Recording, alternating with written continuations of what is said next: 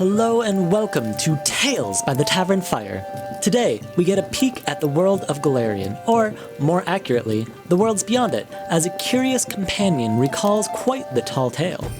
We start at the beginning of the night. With the sun setting just over the horizon, you find yourself in a remote corner of Varisia, standing in front of the Dead End Inn and Tavern. It presents a sturdy wooden exterior breached by a cozy glow that seeps into the surrounding wilderness. The tavern is packed and rowdy, with only one seat open at the bar. Next to it sits an elderly-looking white and sesame corgi with two paws up on the countertop, eagerly licking a steamed bowl of the house porridge. You sit down, and the dog stops to look at you with questioning black eyes. A small tilt of the head sends a question tickling at the back of your skull. Are you the open-minded sort? Are you willing to listen? But you quickly dismiss the notion, and the night continues. You drink, you sing the tavern songs, you join in some revelrous fighting, and throughout it all, the dog looks on with a hint of weary joy beneath its frizzled ears, like an elder watching their grandkids play. And by the end of the night, your other drinking companions have already headed to bed, and you're considering doing the same. You sit by the tavern fire, feeling the warmth seep into your skin as your mind sails the buzzing sea of ale and companionship. But just as you summon up the strength to finally call it a night, you notice the corgi from earlier waddle over and flop down at your feet. It looks up with meaningful eyes, and then something mysterious happens. Well, it seems like you had fun tonight. A voice ringing through your head. You look around frantically, but nothing seems amiss, except for the dog, who stares at you with a spark of intellect glimmering behind an expressionless face. I'm glad you seem to be enjoying your stay. Although, it'd be understandable if you didn't. It's hard to find all the hospitalities of home so far out from the city. Anyways, I believe introductions are in order. I'm Bebop. You can think of me as the town elder, or as the tavern dog, depending on the time of day. They're really not as far apart as you'd think. And you are? You look around frantically before quietly whispering your name, hoping the few remaining patrons don't catch you talking to a dog. Well, a pleasure to make your acquaintance. It gets lonely here sometimes. It feels like I'm just a lone wolf, a dog without a pack, if you'll pardon the heavy-handed simile. Thoughts swim in your head. You feel a headache rising from the sheer absurdity of the situation. You flag down the raven-eyed waitress who's been serving you all night, and you ask about the voice. Talking dog? Bebop? No. Quiet as the grave. Doesn't even bark. Why? You hope the concern in her voice is imagined, although Bebop doesn't leave much time to ponder. Now.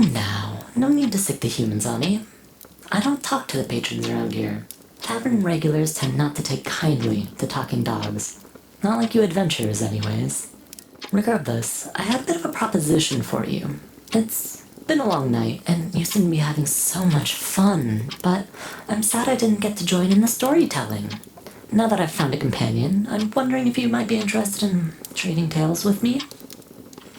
You begin to raise a protest, but Bebop talks right over your complaints. See, I used to be an adventurer, just like you, traveling the world and even the worlds beyond. See, one of my more noteworthy exploits begins on our plane, but ends in another much more fantastical realm. I call it Bebop Goes to the Witchmarket. You frantically signal the barmaid to close out your tab, but she's preoccupied, arguing with a ghostly pale yet rosy-cheeked gnome about an overdue tab as he tries to slip past the bartender to refill his mug. We open our tale with a tale of a different sort. And before you ask, not the dog sort. I was still human at this point, not that it matters much. No, it was the deadly sort of tale, made of bad men with bad intentions and bad knives. Not that there's any other kind of knife when used by men like these. I was a fugitive, on the lam. I only had one coin, so they'd have me pay with my hide instead. But it was a strange coin, with peculiar markings, indicating it wasn't from Varisia, or, as I would soon find out, even Golarion.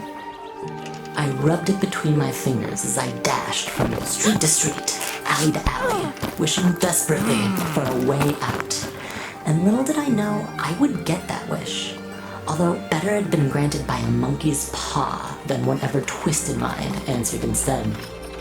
See, I was in the middle of a market, trying to buy myself some time. After breaking line of sight with my pursuers, I stopped to lean casually against a fruit stand, hood drawn and making some chatter with the scruffy, notably rotund merchant, who was suspiciously unfit given the sort of business he engaged in. So, how's the fruit business? I asked. He responded with no small hint of frustration. Well, I get a lot of strange folk, honestly. People who come up and talk weird at me. You know what I call them? I answered as best as I could. Fruits? No, I call them people who need to get out of my face. Now get out of my face!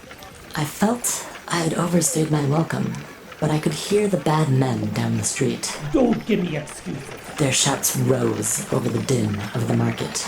I know he's around here somewhere. Now search! They grew closer and closer, sniffing around each stall like, well, dogs, although I don't mean to imply there's anything wrong with that. Anyway, I found myself in a tight spot. A real pickle, not that the fruit vendor would understand. I needed to buy some time, so I bided my time until fate decided I'd had time enough. I could feel the sweat beating on my forehead, my heart pounding, my inner springs coiling, when suddenly the ground opened up beneath us, swallowing both me and the stand whole. I landed with a thud, prone from the fall, and breath removed as a jar of orange juice cracked open on my back. I stopped to regain my composure, thinking my luck it was mere juice on my back and not the fuzz. Must have been too scared to follow after all that ruckus. And then, with a breath, I stood up to gather my bearings, scouting exits and looking for places to hide, fearing my tail might gain a backbone. It was a busy, bustling scene, perfect for my purposes. Tents stood everywhere, easy to duck into at a moment's notice. A crowd made of all sorts bustled around me, perfect for blending in. And best of all, I saw unfamiliar terrain all around me, with a swirling, almost too vivid sky that suggested I had truly left my pursuers behind. But before I could fully partake of my new settings fruits, I had to deal with the old ones. I heard my new friend finally pull himself out of the wreckage. Hey, where are... Wait! My fruit stand! What did you do to my fruit stand? I had known this friend for but a few brief moments, but the tone was unmistakable. Our relationship was finally beyond repair, much like his stand. And very much unlike his stand, it seemed I couldn't catch a break. So instead, I made for one. Bye! Hey, get back Darted here! down rows of wildly colored tents, hopping over guy lines, dodging between passersby, before finding some shade in the shadiest tent I could find, and launching into an exhausted plea for safe harbor. Hey, I need to rest here a moment. That alright? I just got... Oh, sure. I know the drill. On the lam, people out for your hide. Same old story. But if you're gonna stop in my tent, can you at least have a look around first? Otherwise, I'll have to invite your search party if I want any business. My heart, already beating fast, began to beat the band as I wondered how much she might be joking. Oh, lighten up, dear. It's a joke.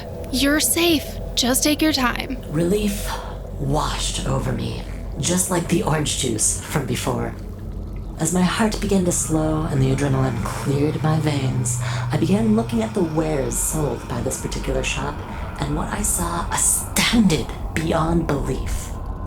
Seriously, to this day, I'm still not sure it wasn't some elaborate ruse. Is this my old... Journal?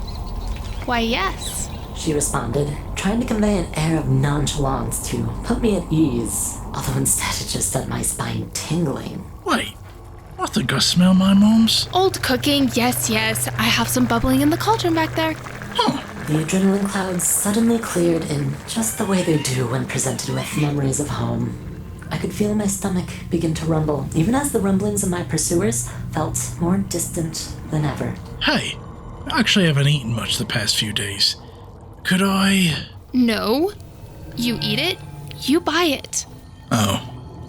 She was all business, it seemed. Unlike what I saw next. Wait, is that... No.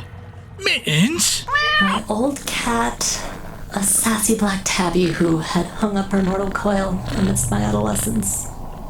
A capstone to cap off several miserable months.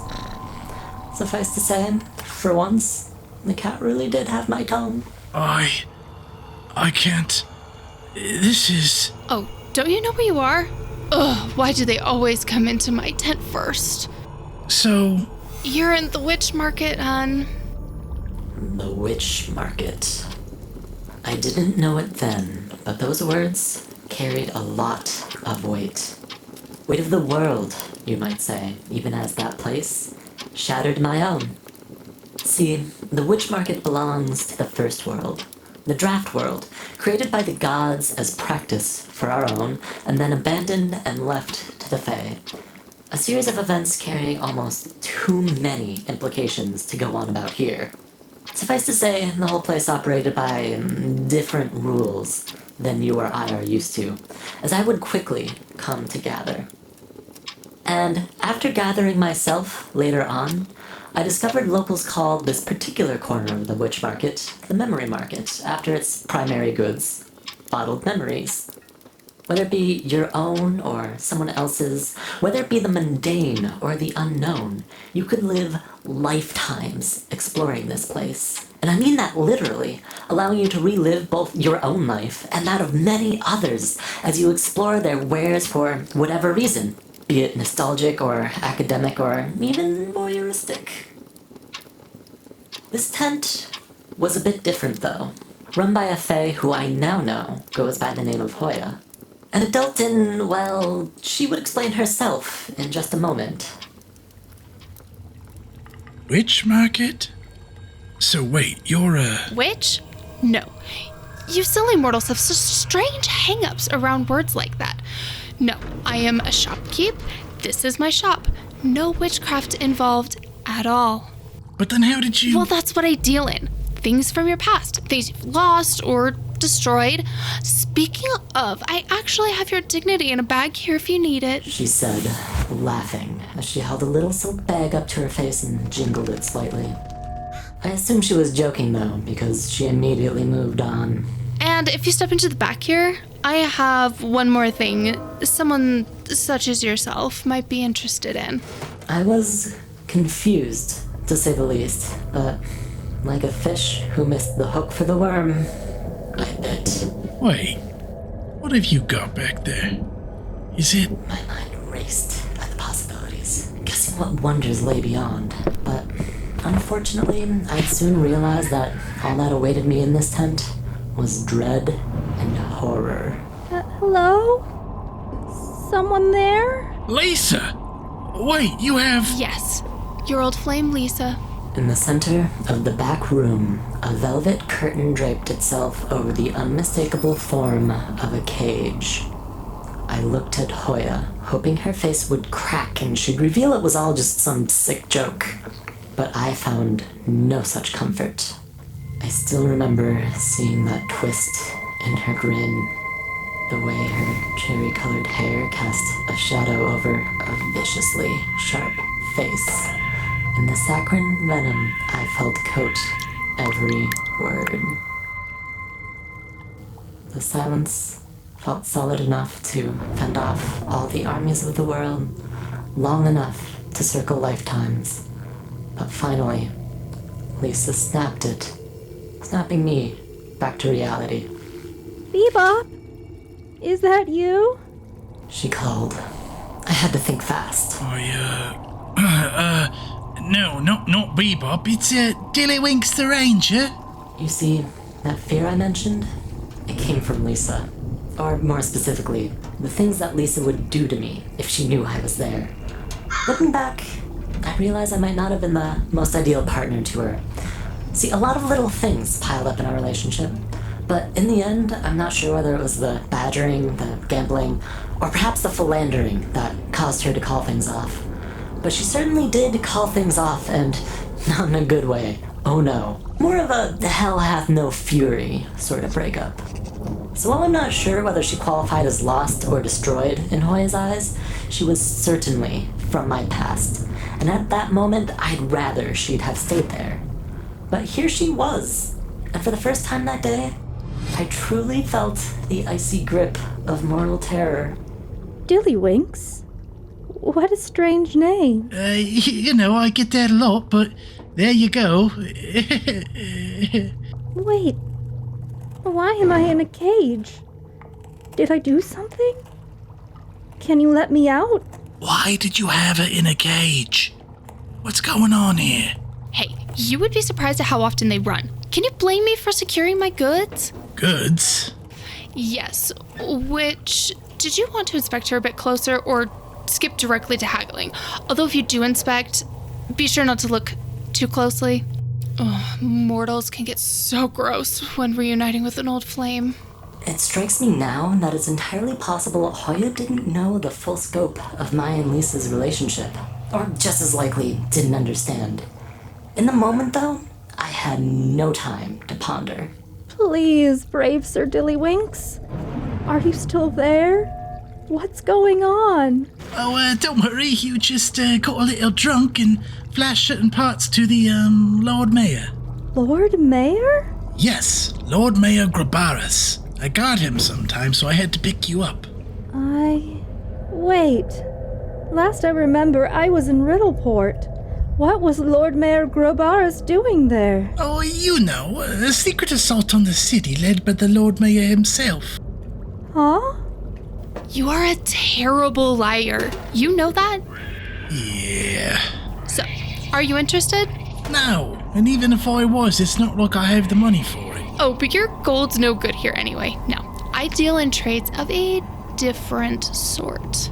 I felt everything that happened so far suddenly course through my head. Trades of a different sort? Vague threats of resurrecting my past?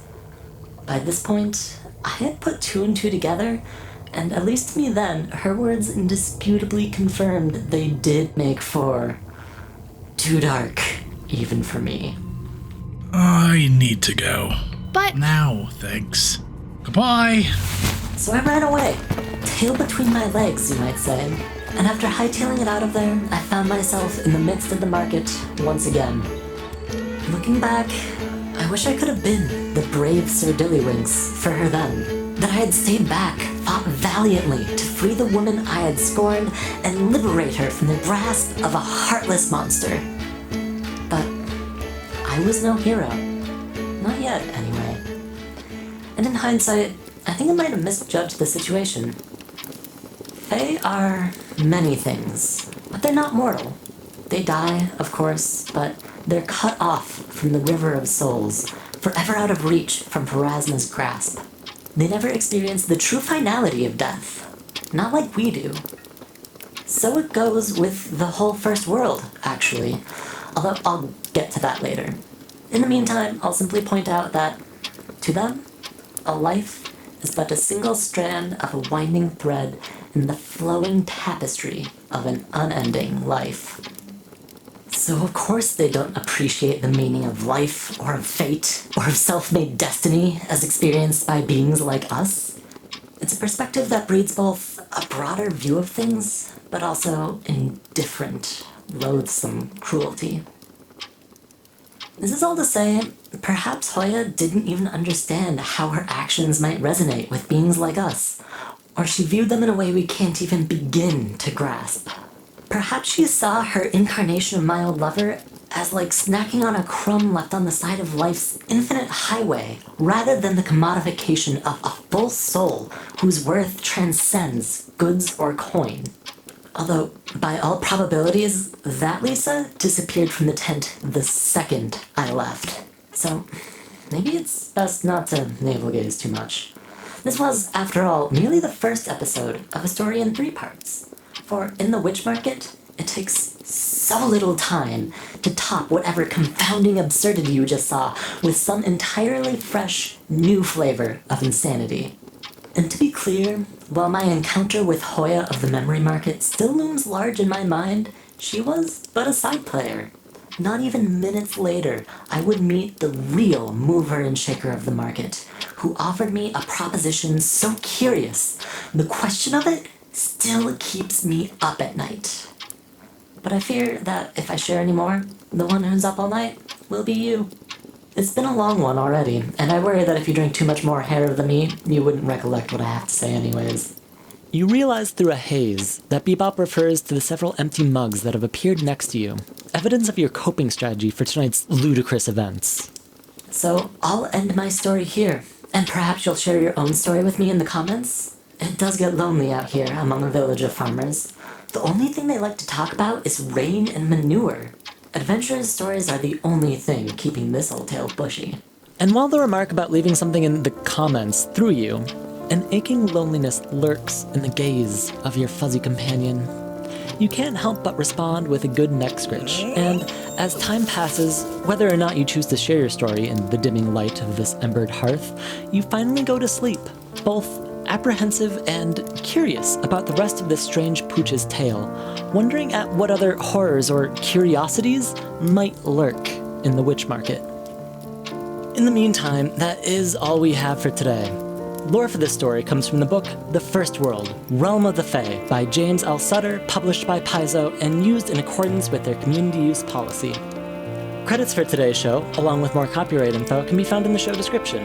In the meantime, I hope you stay cozy and stay tuned for more Tales by the Tavern Fire. So long for now!